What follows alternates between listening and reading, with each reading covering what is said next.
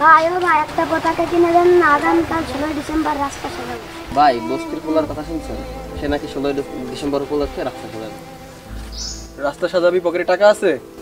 পকেটে টাকা না থাকলে কি রাস্তা সাজানো যায়? যা এখান থেকে ভাগ। বাড়ি এদিকে এদিকে।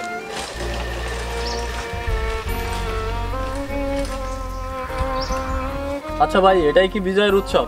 বিজয় উৎসব মানে কি? একে অপরের সাথে পাল্লা দিয়ে এলাকা সাজানো, নাকি সমস্ত দ্বিধাদ্বন্দ্ব ভুলে একে অপরের সাথে বিজয়ের আনন্দটা ভাগ করে নেওয়া?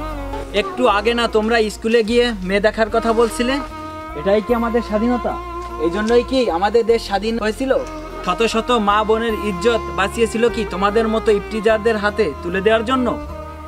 ভাই চুপ করেন, ওকে এসব বুঝে লাভ নাই, ওরা কখনো এগুলো বুঝবে না। ভাই তুমি এদিকে আসো।